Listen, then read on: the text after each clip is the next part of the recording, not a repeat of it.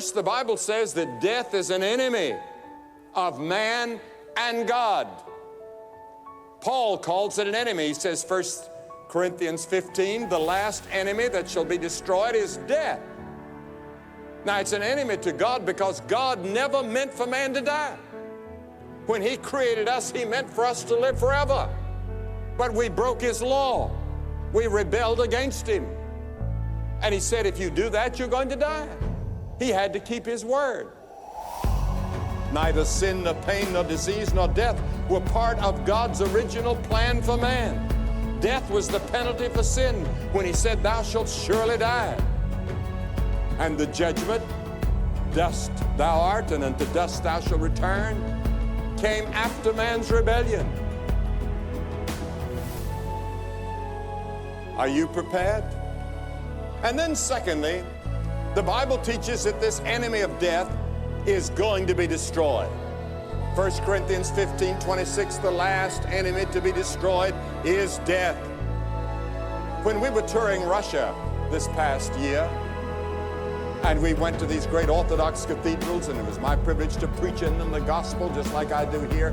And in the Soviet Union, I had a theologian from the Theological Academy in Leningrad say to me in the car as we were riding along, he said, Mr. Graham, he said, I would like to see you put more emphasis on the resurrection of Christ, because he said, if Christ be not risen, our faith is in vain.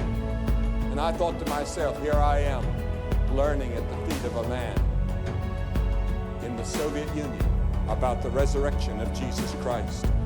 Now, some people question the resurrection in this scientific age, but Arnold of Rugby said, I know of no fact in history of mankind which is attested by fuller and better evidence of every sort. Sir Edward Clarke, the English High Court judge, said some time ago, the evidence of the resurrection I accept unreservedly as fact. Over and over again in the High Court, I've secured a verdict on evidence not nearly so compelling.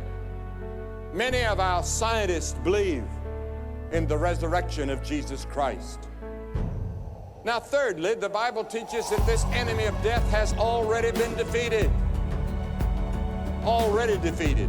Paul says, O death, where is thy sting? O grave, where is thy victory? By death and resurrection of Christ, he said, I am he that liveth and was dead, and behold, I am alive forevermore, and have the keys of hell and death. Think of it, he has the keys of hell and the keys of death. Now, what is this defeat of death? Paul likens it to a poisonous insect whose sting has been withdrawn. He says the sting of death is sin. Now I want you to think about death for a person who does not know Christ, for an unbeliever.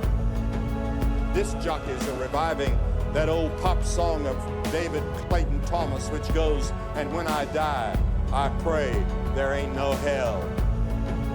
But the Bible teaches there will be a judgment.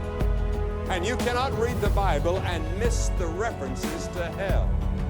And I don't see how a clergyman can preach without talking about it, because it's so much in the Scriptures, and the one that taught so much about it is Jesus, more than any other person in the Bible. To be in hell is to be out of the presence of God. What is hell? I'm not going to give you my imagination. I'm not going to do what some have done in the past and use their imagination to frighten people. We ought to be frightened. But I want to tell you what I believe the Bible teaches. There are three words that describe hell in the Bible for me. One is fire.